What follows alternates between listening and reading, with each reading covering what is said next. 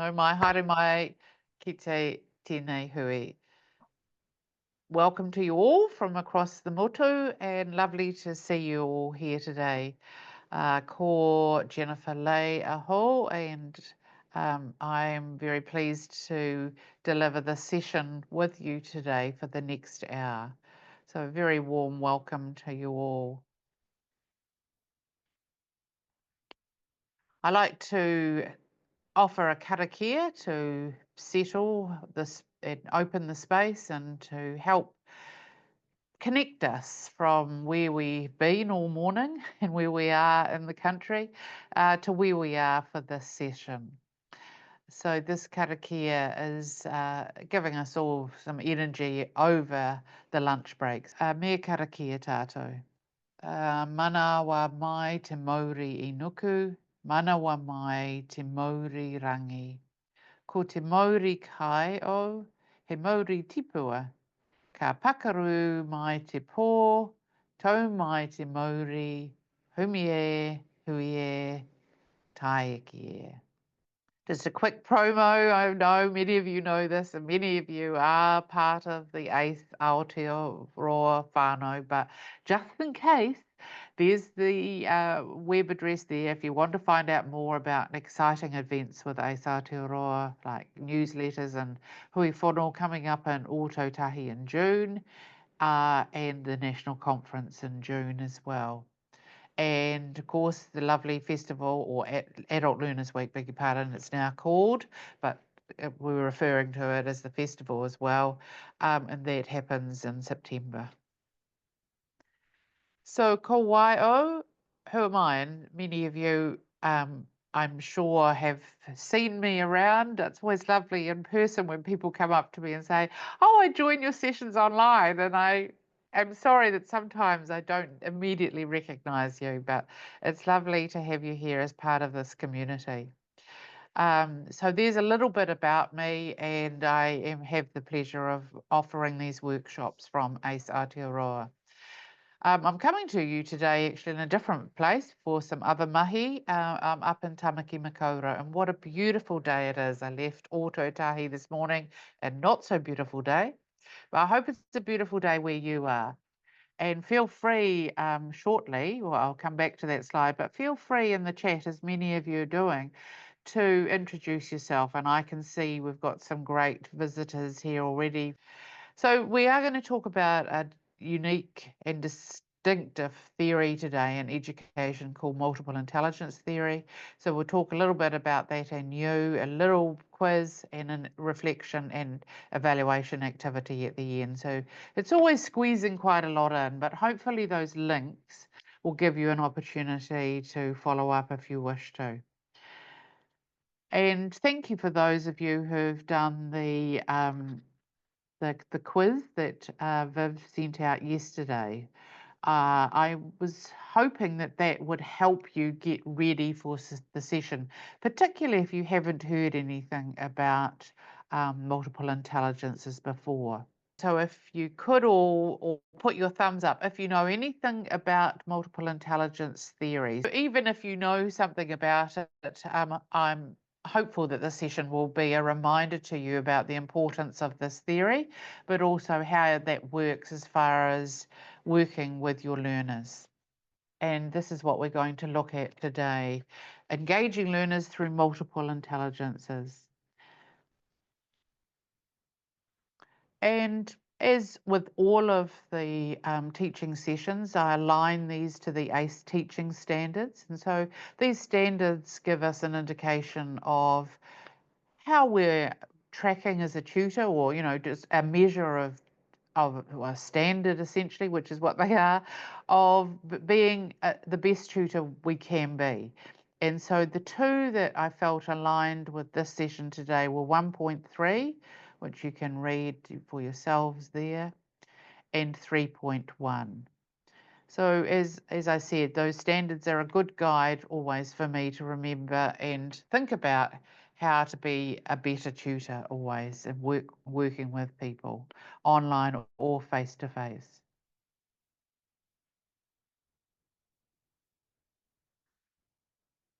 So this slide and the next one will talk about the theory.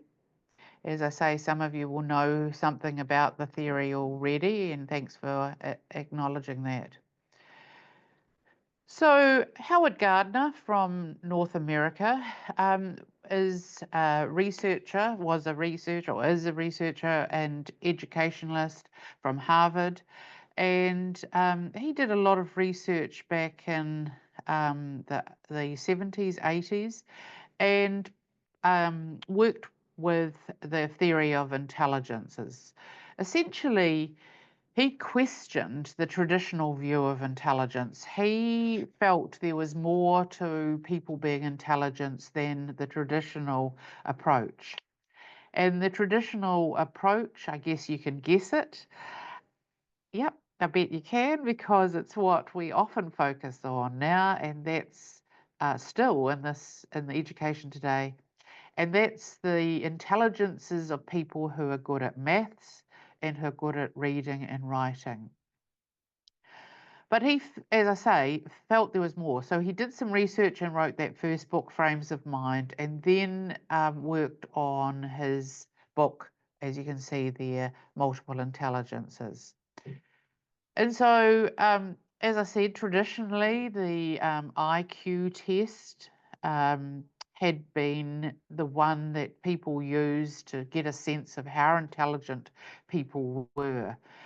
But he debunked the use of that and essentially introduced to the world a different approach of way of looking at intelligences. And it really showed the shortcomings essentially of the IQ test, because I guess like me, you know, people who have been identified as intelligent, but get them to, you know, put up a tent, or get them to sing a song, or get them to run a race, or do anything physical, and they're really not that intelligent. And I know it feels a little bit judging here, but I think you'll know what I mean, that we all have um, strengths. And I think that's the best thing that I like about Gardner's theory, is it's really acknowledging the strengths that we have with learners. And I think that really speaks to us as educators in the adult and community education sector. Just a little more about intelligences, and it can perhaps sounds a little bit confusing, but you see the original intelligences that Gardner came up with were 7 intelligences. But then he did more research and added in the last 2 you can see on the screen on the side there, naturalistic and existential. Um, I have read that he was doing research into olfactory research, as the intelligence of smell as well, and of taste, but I don't think he's ever confirmed those as part of his theory. So anyway, these are the first 7 there: the visual spatial, the linguistic verbal, the logical mathematical, the bodily kinesthetic, the musical, the interpersonal, and the intrapersonal, and followed by the 2 that came later. So as Gardner says, everyone can be intelligent in their own way, and we tend to have 2 of those intelligences that we're strongest in, and that's why it's been, hopefully some of you have had the chance to do that quiz and get a sense of what your 2 intelligences are. And according to Gardner, this is what you, as a learner and a tutor, tend to favour. And I know that for myself. I have worked with multiple intelligences over the years and know the ones that I'm strongest in, which are interpersonal and musical. And often I also like visual spatial, is probably my 3rd there. And so it's quite hard for me not to sometimes sing song titles or have music on whenever I'm teaching, or hear something and get distracted by it because I can hear the rhythm of it, or it's just annoying noise. So that's how it impacts on me for learning, but also for teaching. And then equally, interpersonally, I enjoy meeting people. So this job is great for me because I do get to meet people. And seek it out. And people often say to me, don't I get tired of travel? But I find it really invigorating because I do get to meet and watch lots of people. So that's a little bit about me, and I look forward to hearing a little bit about you, and you'll have a chance later to talk in breakout rooms. But again, it's recognizing in our learners that actually, even though they may not be strong in the traditional intelligences of maths, reading, and writing, they actually have special talents or intelligence that make them really unique and special. And that's what I love about this. It's recognizing strengths, isn't it? It's so strengths based. And I'm sure, like me, you are teaching people who are amazing sports people, or amazing in the bush, or, have a special aura about them, um, and different types of intelligences that you can draw on or draw out of them once you recognize their intelligence and can align it with these theories.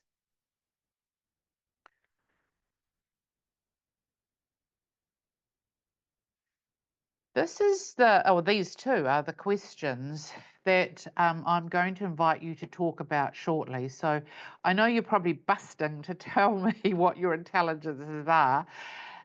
So the time you'll get to do that are in the breakout rooms. And this is a chance for you to talk about your strengths, your intelligence strengths according to the theory, but also talk about, so what? What does that mean for you when you learn? And what does that mean for you when you teach? So that's the question I'll ask you shortly. But just in case some of you haven't had a chance to look at the quiz, I will just go through the key aspects of the intelligences now. Okay, let's move on. So what's your dominant intelligence quiz? Can I acknowledge here Ty, who did a great job for me with ChatGPT graphics today. So he designed all of these in his expertise, and you'll see that there's a common theme of a guy, he's named Bob. Anyway, Bob here. So first of all, Bob is skilled in bodily kinesthetic. And I noticed in primary schools, they, because these words are quite tricky, but they just kind of shorten them to things like, oh, he or she's body smart. And I've noticed that with children, they actually know the intelligences of people. So back in the day when I was at school, we knew who were the clever kids with reading, writing, maths, but we never focused on the kids who are good at art, or good with nature and pets, or good in the outdoors, or good being on their own, or good as sports people. So that's what I really love that schools, a lot of schools are doing now. So bodily kinesthetic, as you can imagine, are good at acting even as well, dancing, building things. They like to learn things with their hands. Often these are our athletes, our gymnasts, and our dancers. If you're a tutor and you work in bodily kinesthetic, you'll be providing lots of movement in the class. And that could be a challenge for some of your learners, but you'll be getting them to stand up and do things and move around and run around, etc. And that will be good for some of your learners, but equally it can be a challenge too. All of them can be a challenge if it's not one of your strengths. Here's interpersonal, and as you can see, Bob is talking to an older person here. um, and that's because Bob and people with interpersonal skills are good at social skills and relationships. They tend to love socializing, have lots of friends, really have deep feelings for people. They problem solve with their friends. These are your counselors, your politicians, your salespeople, and your teachers. So, understandably, as a tutor, probably most of you have some interpersonal skills because you will be encouraging your learners to talk to each other, to interact, and you're genuinely interested in them. Doesn't have to be a strength, but of course you will be working in an interpersonal way many times. And here's Bob with his music smart now. He has great rhythm. He responds to sounds. He can hear sounds outside. He likes singing. He likes melodies. He knows lots of songs. These are your people who play in orchestras or love to go to the ballet. Um, they tend to, as a tutor, the tutors, will have music playing, and sometimes this can be distracting for learners who are not keen on this kind of intelligence. But they tend to have more of a relaxed kind of approach when they're teaching as well. So that's our first three intelligences. So let's move on to the next one now. The next one is visual spatial. And you can see there that this is around picture smart. So these people like Bob there enjoy drawing and painting. They're good at navigating. So these are your map readers. Uh, these people have good visual memory as well. They're your architects, your sculptors, your aviators. And obviously these people as tutors, the visual spatial people, will be artistic and like things to look good in their learning environment. So really care about any worksheets or any PowerPoint slides or anything that they produce or any environment visually and spatially, they'll be really perfect. Okay, so let's move on now to logical mathematical. And this, as I said, is more traditional. So a lot of people will know about being math smart. And that's the people we know who love numbers, like computers, like brain teasers, like calculators, etc. These are your programmers, accountants, engineers. And this is when the tutor tends to perhaps focus, this is one of your strengths, perhaps you'll use this with abstract concepts and ideas that are logical. Perhaps you'll have a focus on number quite a bit more with your learners. Okay, let's move along. So Bob's got a different hairstyle now, and this time Bob is word smart, so verbal linguistic. So again, perhaps one of the more traditional approaches to intelligence, and you'll guess it that these are the people who love words, like to read books, like to write stories, talk to people. They tend to speak more than one language often. Um, and these are, again, are your teachers, your lawyers, your journalists. When you're a tutor and this is your highest intelligence, naturally enough, you will focus on words and language, reading, writing, and speaking. So again, if this isn't your strength, this is an area that you might find uncomfortable as a learner. So just three more to go. So let's have a look at our next one. And this one is intrapersonal. So this is around self-smart. So these are our people who enjoy self-reflection, feel good about themselves. They know their likes and dislikes, and they have a really clear understanding of themselves.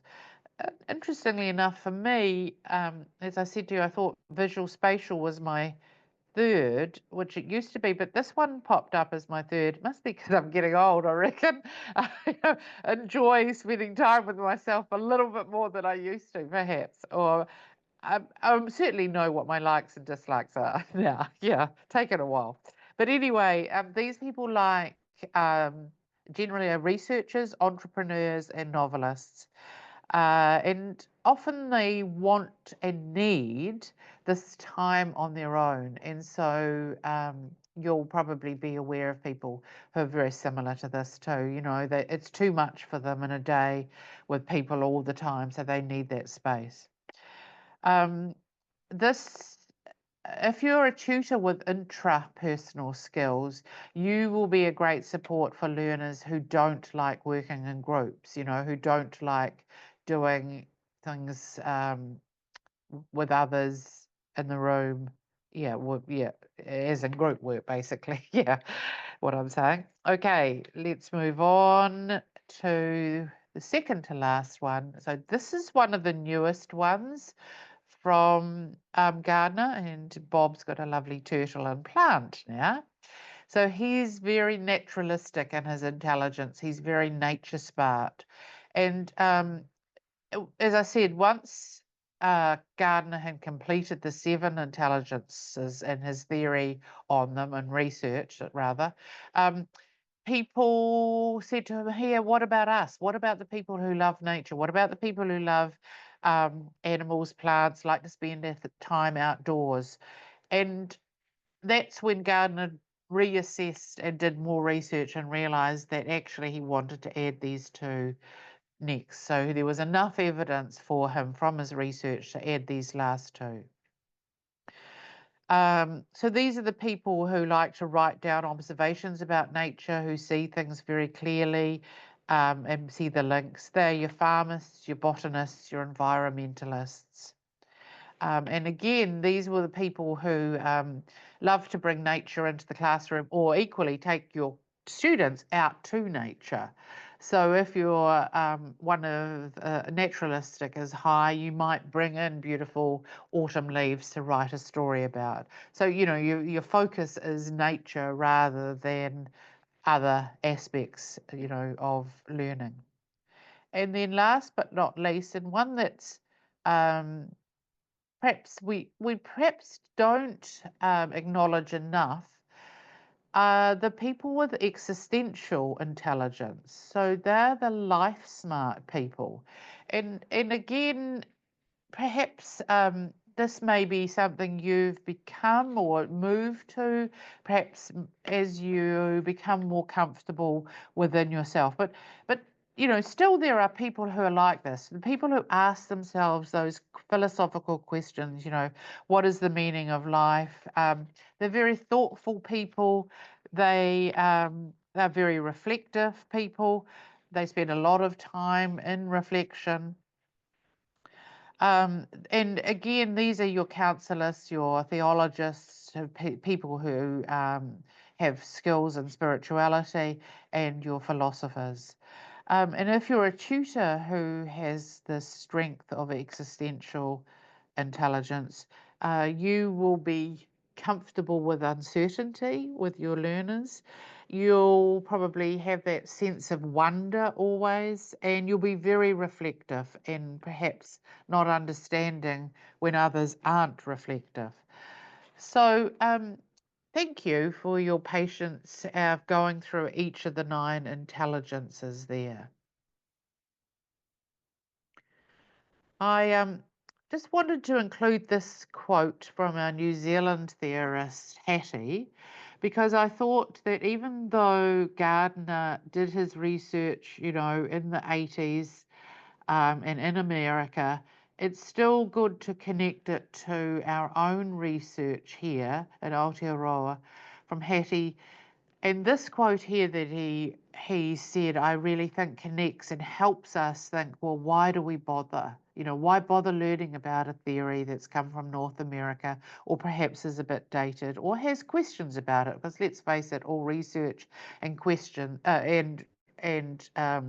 research can be questioned, or challenged, if you like, but like learning styles theory as well. But I like this. Providing students with multiple ways to access content improves learning. And for me, it spoke to actually the more ways we enable our learners to learn, the better they will be. And so having a knowledge of multiple intelligence theory helps me really see the skills and strengths that our learners bring whenever I'm working with them.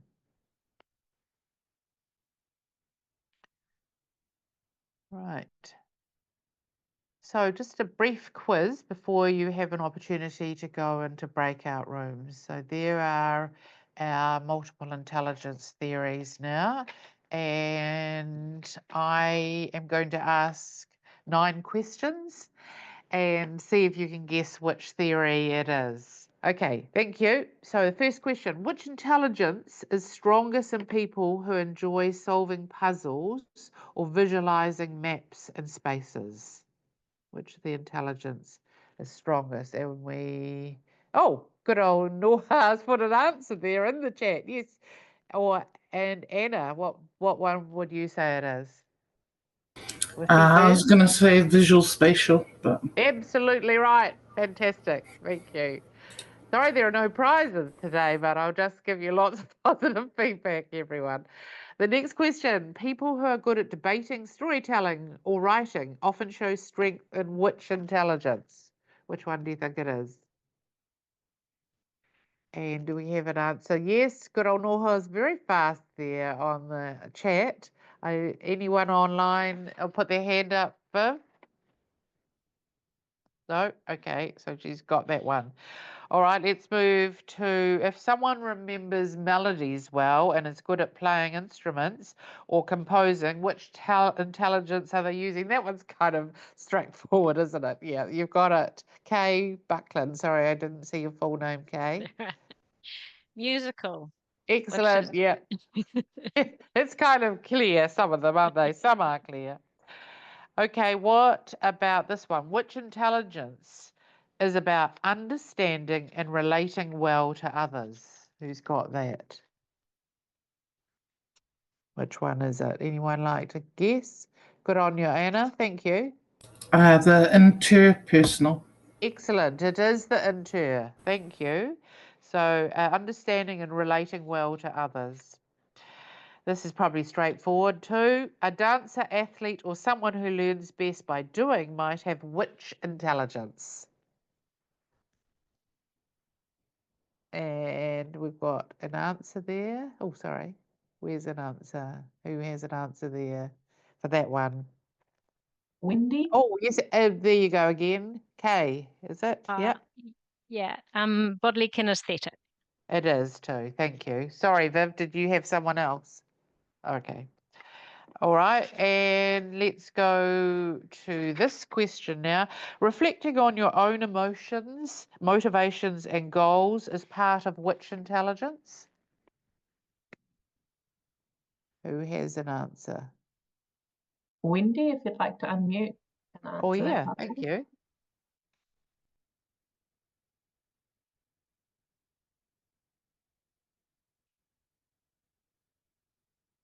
Oh, okay. You have an answer there. Intrapersonal. It is, yeah, that's the intrapersonal one, sometimes trickier to identify. Okay, thank you. Personal. Yeah, intrapersonal. Thank you, Wendy. Yeah. Which intelligence involves reasoning, recognizing patterns, and working with numbers? That one's kind of straightforward. Some of them are clear, aren't they? And thank you, Kay. Logical, mathematical. Yep, that's it. Thank you. Just a couple more to go. Which intelligence involves thinking about big questions like the meaning of life or our place in the universe? That one's probably clear too. Thanks, Marie. Existential? Yes, it is existential. Thank you. And the last one, but not least, people who excel at identifying plants and animals and weather patterns likely have which intelligence? Which one? Who's got it? Marie. Naturalistic? Yes, thank you. And Kay had it as well. Thank you. I'm sorry if I missed you when you put your hand up, but thank you for doing that brief quiz. Congratulations, all of you. Thank you. I hope that's reinforced the intelligences. So here's a chance now for you to share your 2 multiple intelligence strengths. So based on the questionnaire, but also just on those slides that we've gone through now. And feel free to talk about, so what does that mean for you? I mean, talk about for you as a learner, but also talk about for you as a teacher. What is key for you in your teaching? What is it that you always have with you? Maybe you always have a calculator because you see the importance of logical mathematical. Maybe you always have music on because you love music. Maybe you get people to draw. Yeah, just share some of those ways that you see those multiple intelligence strengths impact on your teaching. So Viv is going to put you into breakout rooms. Thank you, Viv. And today, actually, you will have 10 minutes. Yeah, you'll have 10 minutes to share. So you can go into depth, because I know often people want to spend more time. That's some feedback I've had.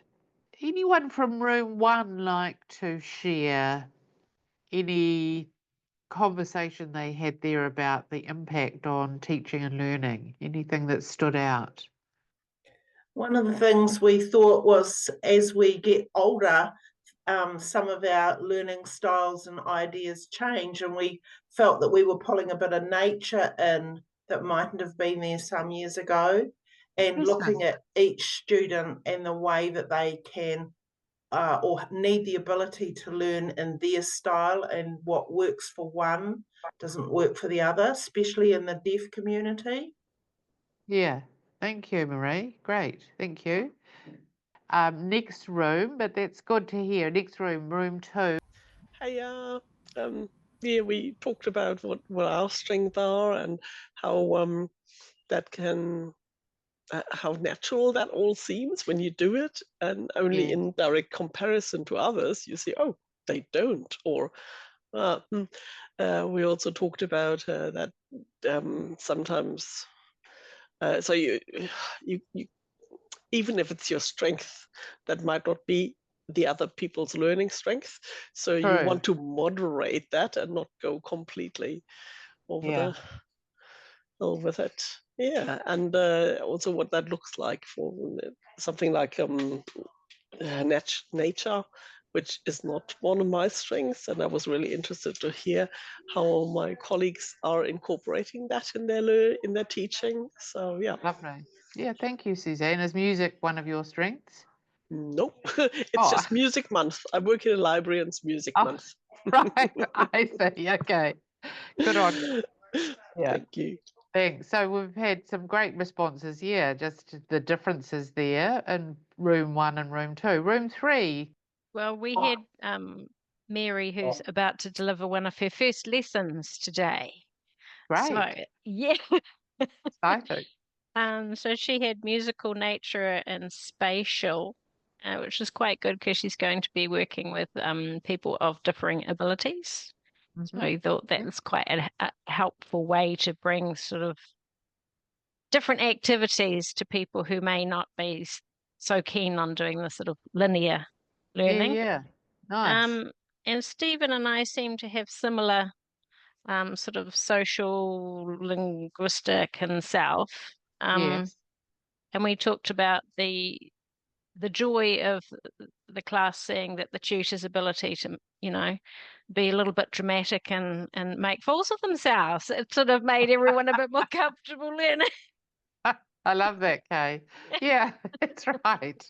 And the good thing I think about knowing our strengths always, and it doesn't have to be aligned to the multiple intelligence theory, but the good thing is that if we're honest about, this isn't one of my strengths, for example, or this is one of my strengths, people really like that. Adult learners love that. They love that honesty, that authenticity that we can model to our learners. And equally, they can share that with us. Yeah, because everyone has a multiple intelligence. Everyone has an intelligence. So thank you, Kay. Let's move on quickly to room 4. We talked about having using multiple approaches, multiple intelligences, and so every learner has the opportunity to have their learning style within a lesson. Great. Yeah.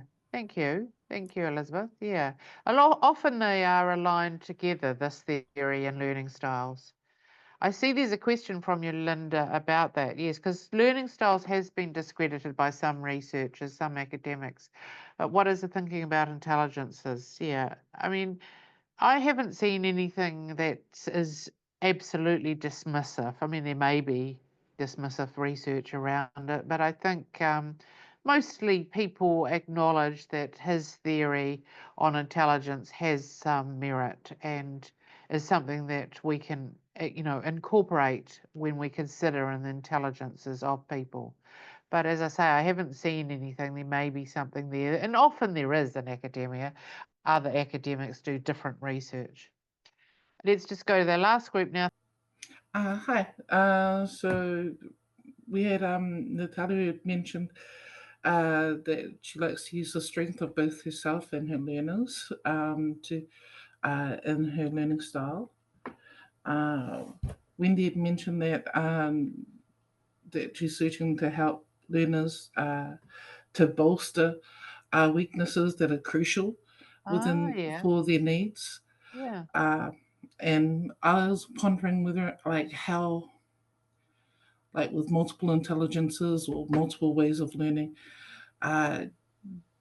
you could effectively do that digitally. And I was like, so do you create 9 lessons per subject and then let learners go pick the one they need?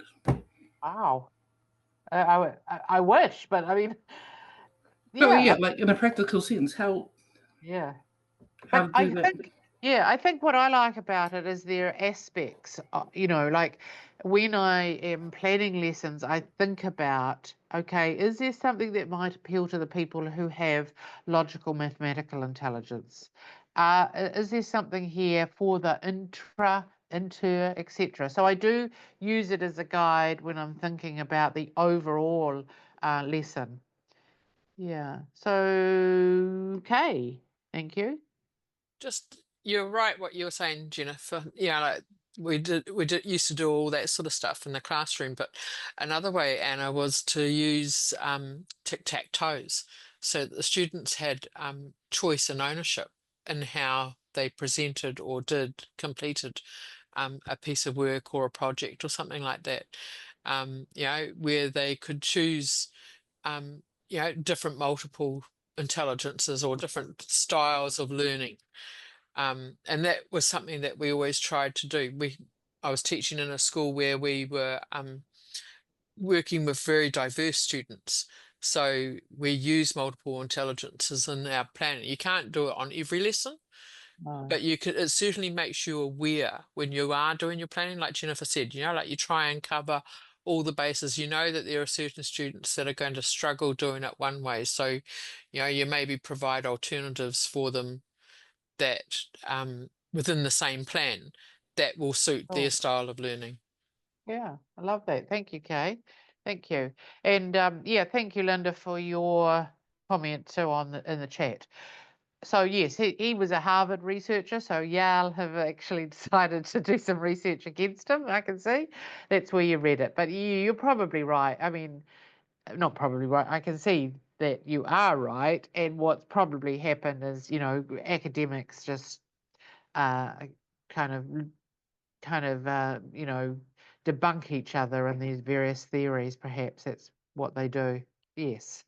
Anyway, let's move on. And thank you for your feedback, and thank you for working with that, with the those breakout rooms. So we're going to just start with our opportunity to close, and we've had a chance for thinking and reflection, and if there are any questions, please put them into the chat. I won't give you, well, I invite you to do this part today, but perhaps we won't have time to record it in the chat. But please just think about it. I always find, and particularly the intrapersonals will be dying for this. They'll be wanting to reflect. So here it is. Here's a technique which I'm sure many of you are familiar with. What is it you'll start doing as a result of the session today, just in the last 60 minutes? What will you stop doing and what will you continue to do? So that's a reflection activity you feel free to do later. I'd like to offer this to close this session and to wish you well for the rest of the afternoon and the rest of the week. Thank you. Meta. Bye. Thank you. Bye. Me karakia tātou. Ko mutu a mātou wahi, mahi, mō tēnei wā. Manaakatia mai mātou katoa, o mātou hoa, o mātou whānau. Ao ki taurangi. Peace to the universe. And there are our references for today. Hopefully.